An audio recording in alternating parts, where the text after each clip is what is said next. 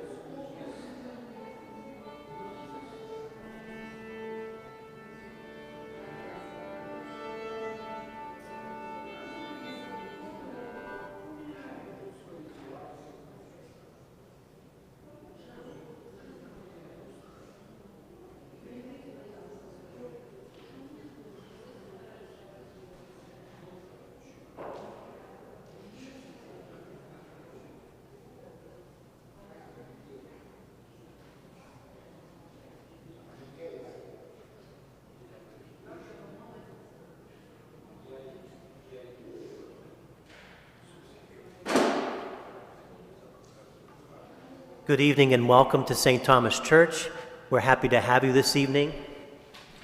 We have a great program by Collegium Musicum, the concert series program number 3, titled Bach to the Future. We give a warm welcome to Alex, Mira, and Dennis.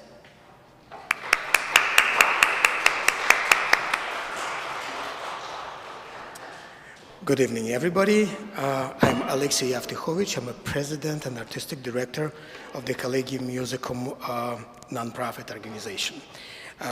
Before we will start, I would like to say that this entire program and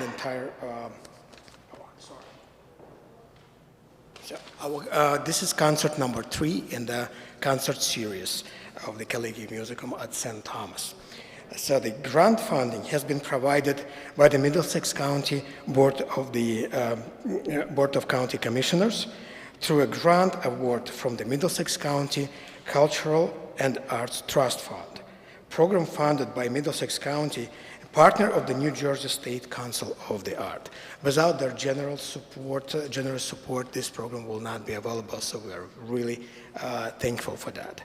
So now let me say just a few words about this program. Bach to the Future, we will talk and we will perform music by Bach, and we choose to play Goldberg Variation.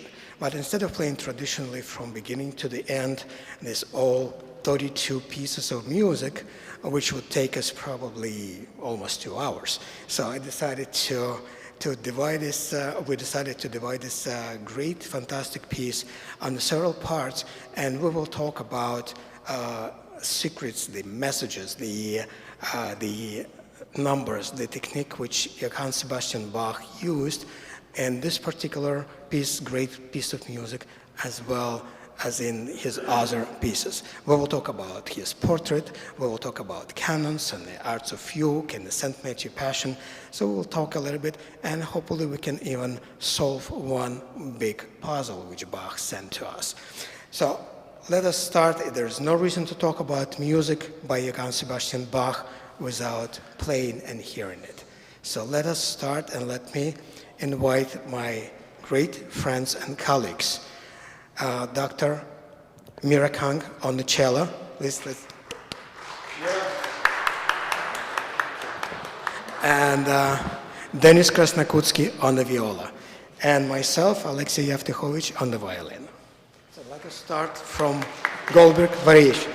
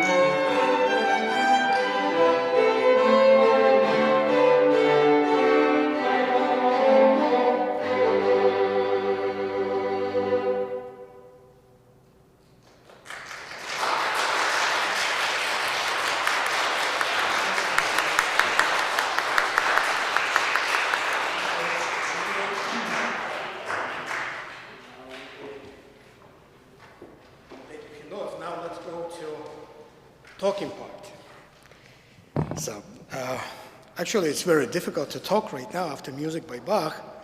I think he said everything already. There's not much what we can add. However, let's talk. Almost every concert, every of my performance, I keep telling my audience about the music of the Baroque time, about what lost in our days. And what is lost is the ability to fully understand the language, which was the music from the Renaissance and the Baroque period. It is the language. There is a lot of symbolic, very important points made in the music. And believe you or not, at that time, all those collegiums, they were the music societies or the music scientific societies.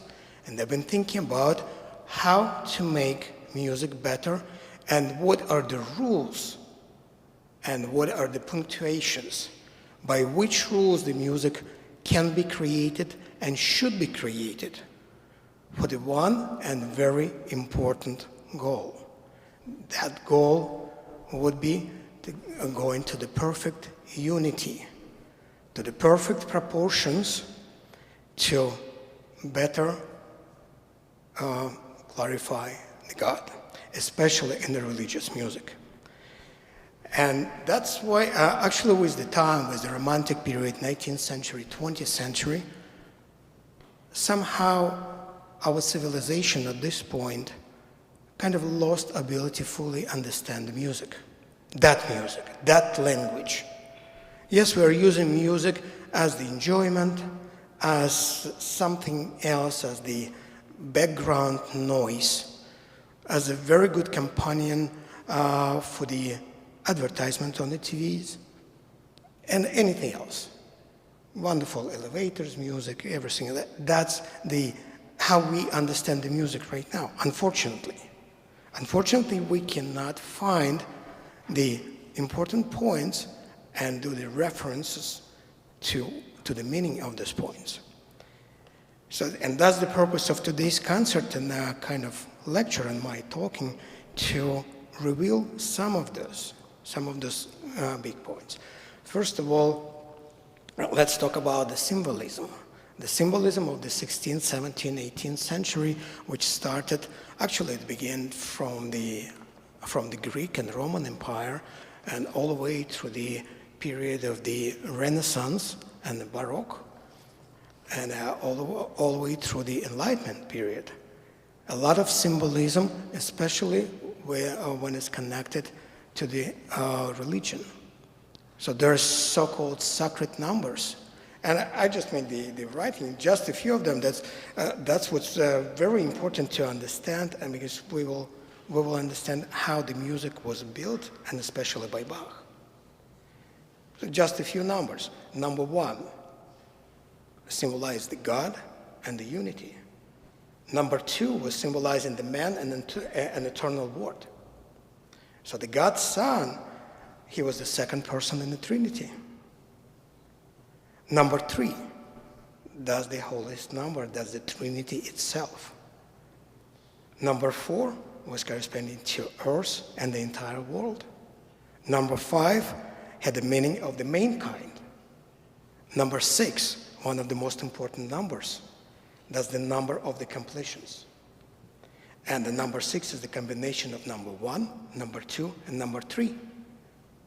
And it was considered the only even perfect number, and the number of the days corresponding to the numbers of the days God worked on the creation. And based on that, that's why we have all the cycles in the Baroque music, when we have 6 trio sonatas, 6 Brandenburg concertos by Bach, 6 chorales, 6 suites, and so on, and so on, and so on. And most of the religious music was going by number 6, or by multiplication by 2, double of 6, which would be 12.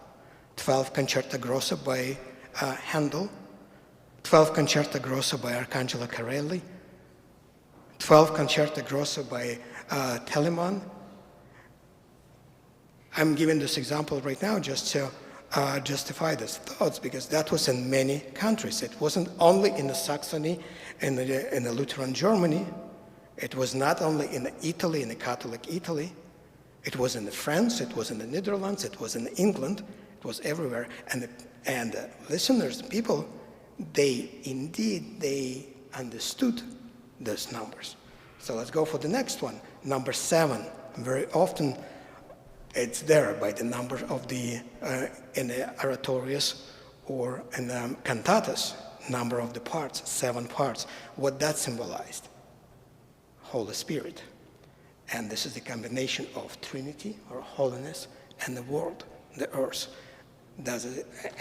Actually number 7, that's the holiest day in the Jewish tradition, right? Next, very important number, number 10, very often used. Everything multiplied by 10 and another 0 at the end, so that's 100. And another 0 at the end, that's 1,000. What is number 10? 10 commandments. I already talked about number 12. Number 12 is completeness. And again, that's number 3 multiplied by 4. And number 12, at the end, it's a symbol of the church. Number 13, as we understand number 13 right now in many, many civilizations, that's the symbol, unfortunately, as it now, that's the symbol of the death. Number 14, we will talk in a few minutes about this. This number corresponds, first of all, it's to number 7. But number 14 is the numeric value of last name of Johann Sebastian. It's Bach. Another few numbers, allow me to do a few more numbers. Number 29, which is number letter S, D, and G. Soli Deo Gloria. That's how Bach, very often handwritten on his manuscripts, he signed off his works. And also number 29, actually, that's the sum of the J, S, and B. Number 33, then the number that's the life of Christ. Number 40, very holy, holiness there. A lot of religious meaning there. There was 40 years wandering in the desert, 40 days of rain before Noah built his ark, right? 40 days of the fasting on the Mount Sinai, and 40 days Jesus spent in the desert. Now, since we start talking about the Bach and this program notes which I have, I put there Kabbalah reference. What is that? That's the method of using numerology and the Kabbalah method, how to connect numbers with the alphabet. But at the same time in the music, it was done even one step further, method of gematria. Method of gematria, when we combine in 3, the value of the music alphabet, so our scale A, B, C, D, E, F, G, connecting to the alphabet and connecting to the numbers. And this way, we would have a Bach as B, number 2, A, number 1, C, number 3, H, which is B, natural, in the music alphabet. That's number 8. Altogether, it's 14. So Bach was using his name a lot of time and many, many pieces. I will ask Dennis right now to play us Bach name. Can you go with that? Yes, that's the Bach. We have B-A-C-H. But Bach wouldn't be Bach if he wouldn't change something. And for example, he would use the mirror and he would play it backwards. So that's Bach backwards. And he was using that many, many different combinations, many, many different times. And I would like to demonstrate you something. As of now, Justin, can we please turn on the little music. I would like us to enjoy one piece of music. Hopefully that will work.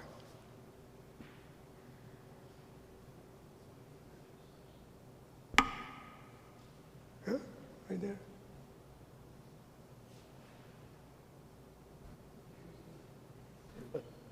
Oh.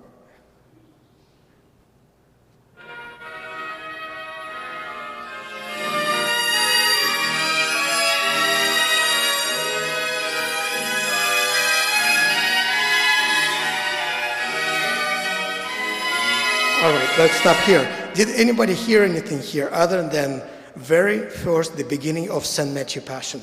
One of the biggest and the most known pieces written by Johann Sebastian Bach. Did anybody notice anything here? Probably not. Wonderful music, beautiful melody. There is the signature of Johann Sebastian Bach right at the beginning, and I will explain you how that happened. So remember, Bach, B-A-C-H, number 14, reverse it, 41.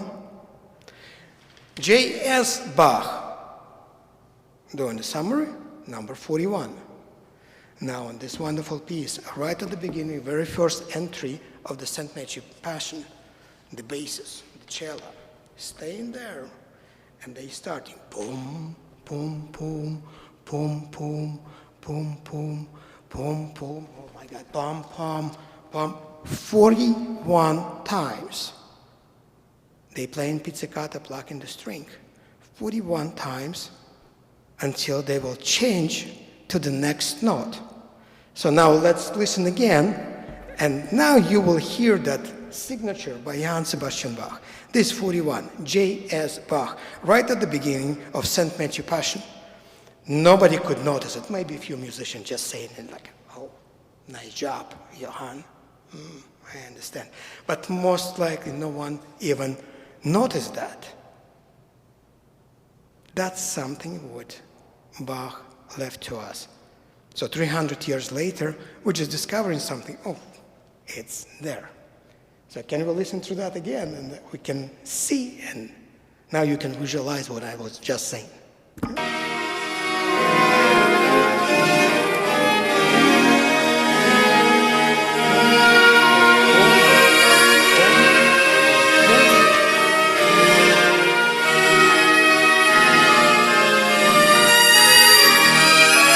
Anybody counting?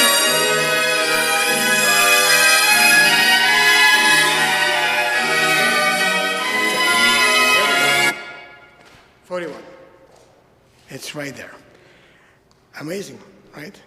And many musicologists, many researchers saying, okay, that could be true, but maybe so-so. Any statistician, any mathematician can go and play with the numbers, and if you will desire, you will find your answer. Yes and no.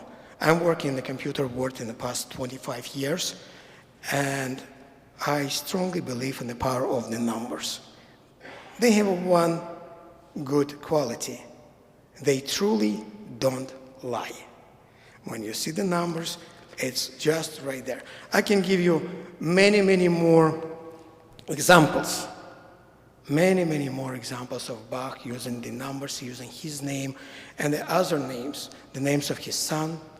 He was using the numerology and gematria. He was using the name of his first wife. He was using the name of his colleagues and sending the music, using the music by Handel. And Handel, if I'm not mistaken, Handel would be translated in number 60. So he was using music by Handel in some of his cantatas, and then sending him back. They never met, but it was there. All right, so that was one of the story about the numbers. So hopefully you will understand this a little bit more. On this program notes, I placed the portrait of Johann Sebastian Bach. I did it for the reason.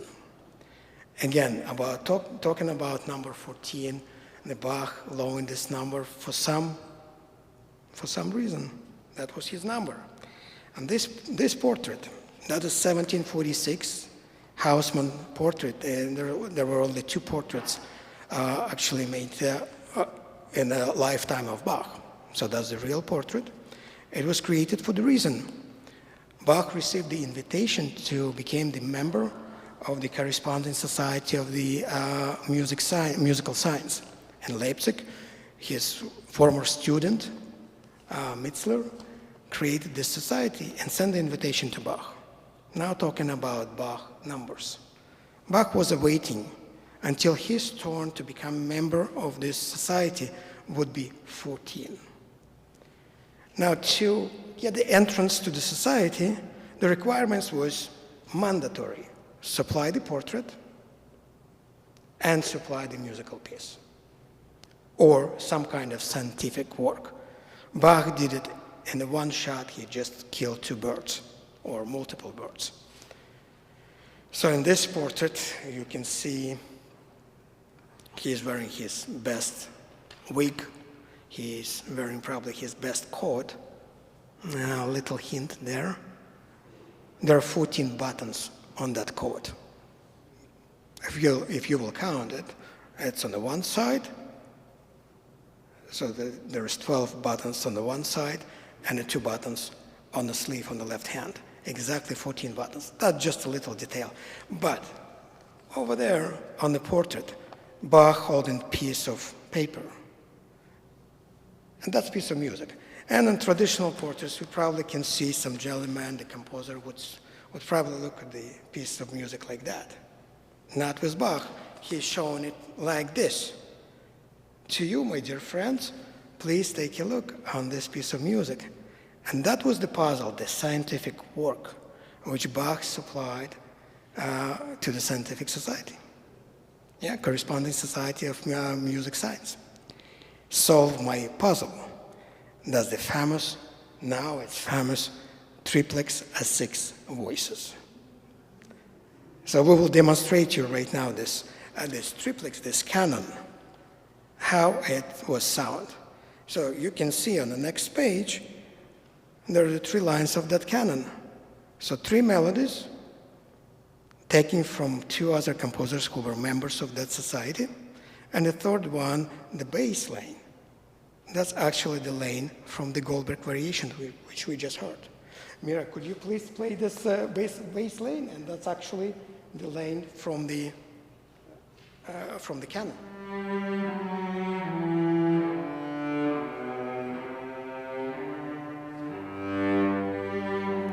This is it. So that's the line. Bach just added this line, so it's contrapuntal to the 2 other melodies, one by Handel, another one by, and here you have it in the notes.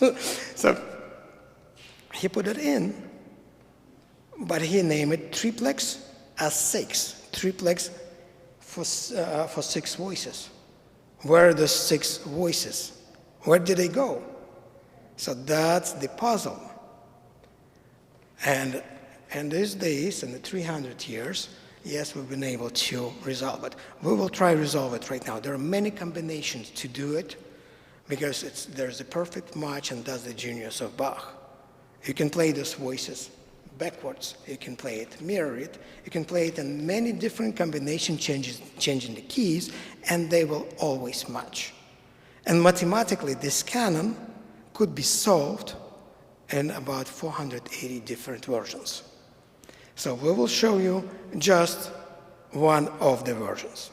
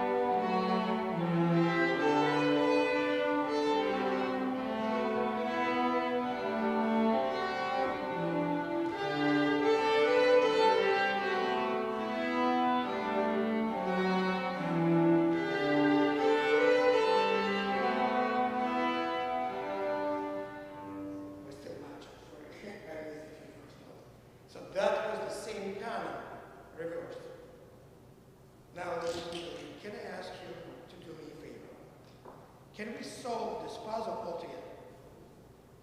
So I will ask, divide our group in three. So let's say from this side here, you will be seeing waste this time.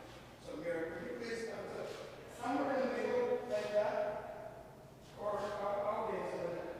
You can see the viola. It could be la la la, la la la, z z z, somewhere. And this part, we can play where you see the violin. Can you try it? So let's start from viola and we'll connect with the cello. And we'll connect with the viola and then with the violin. Can you start as a spirit? Yeah, here, please.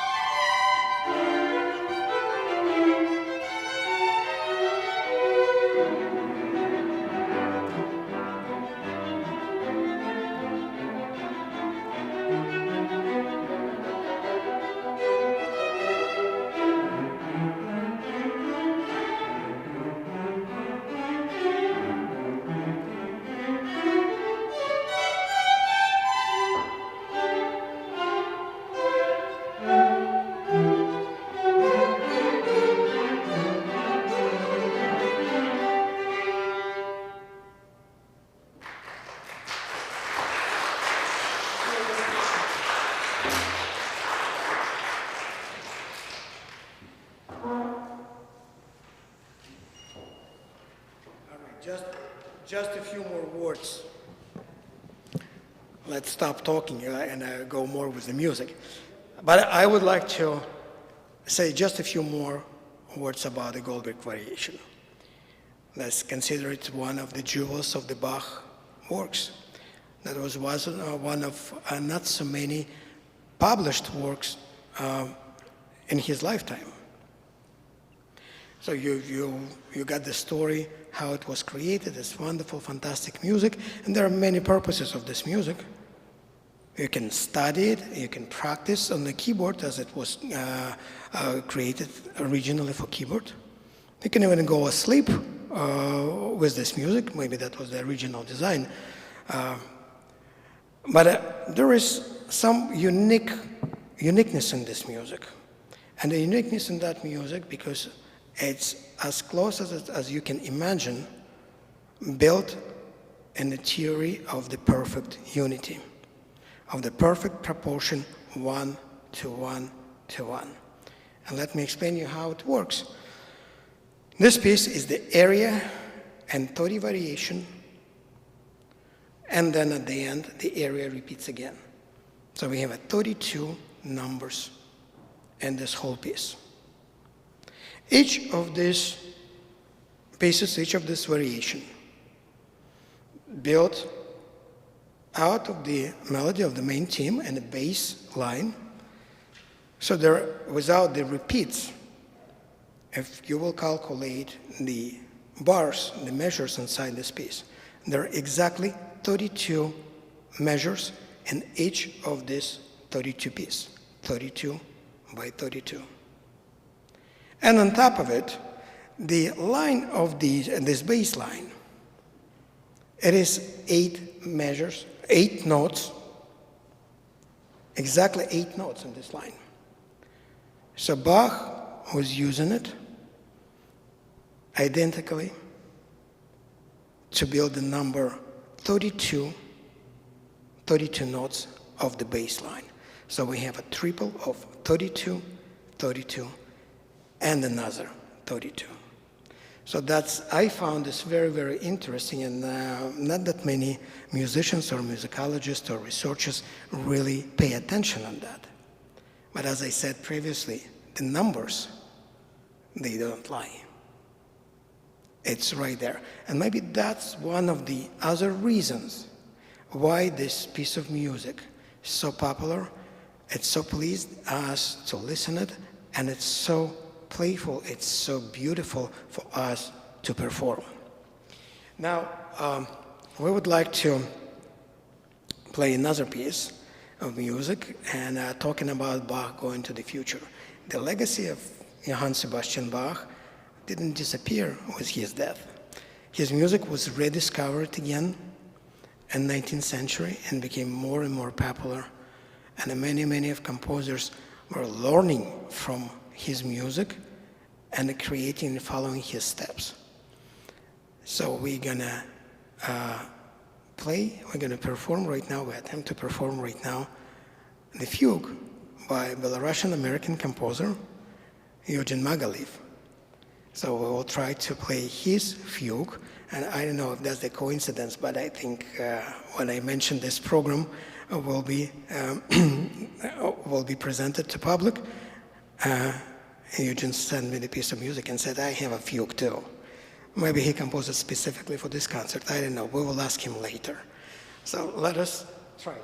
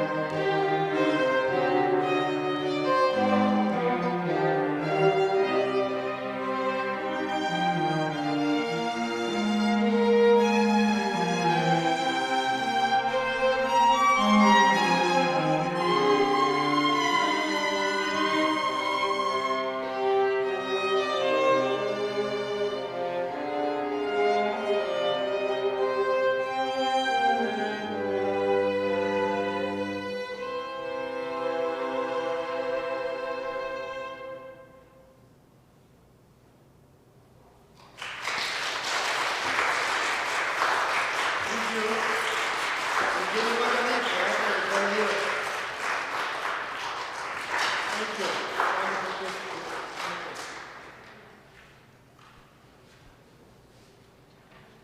Now we're going to go to the final portion of our presentation of music, the Golden Creation. In the program notes, there's, first of all, the final parts, the structure and the intensity of the variations getting on a higher and higher level. It's more and more difficult to play. So we will attempt to do that. However, Bach, in the whole structure of the Goldberg variation, he put the area, then the next piece was always going some kind of character piece, like a dance, in style of dance. The shape, the other popular dances, there's some Alemandas, there's something like an overture, and then it's followed by the canon. The canon, which Bach put in the Goldberg variation, he used all kind of possible canons. The canon at the unison, canon at the seconda, that's where the second voice started on the second note. Then canon at the terza, quarta, quinta, sexta, septima, ottava, nona, and at the end, so the variation total is supposed to be 10th canon. However, he put the quadlibet. The quadlibet, what is that? That's the mishmash song. It was very, very popular in Europe. One of the mishmash songs was very, very popular in the Soviet Union. Chizhik was played along with the international, the hymn of the Communist Party. So that was the joke part, and the joke was to combine two melodies or more melodies into one song, and they will somehow make it match. So Bach put the two other folk songs, probably very popular in Germany at that time, with a very funny text behind it. And he put it instead of what would be expected, canon at decibel. Instead, he put multiple canons there. And when you will listen to that, that would be one of the last pieces, one right before the area. You will hear how funny it sounds and how uplifting it is. Another piece in this block, the variation 25. That's where Bach was going way beyond himself, and he was sending his music right to us with any possible styles which we are using right now in 21st century.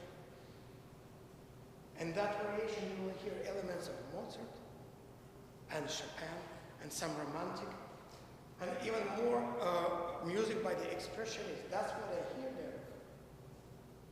His unusual harmonies, the way he's moving the melodies around, that's the Bach who was writing 100, 200, and 300 years ahead of his time.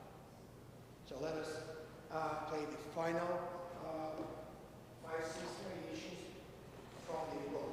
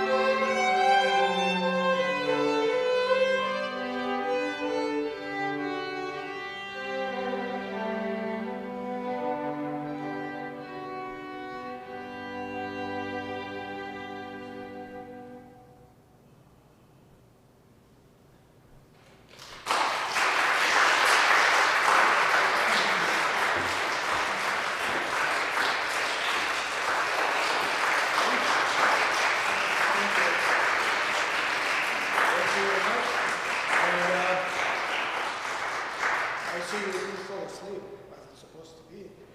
Thank you for coming. Thank you for listening to us.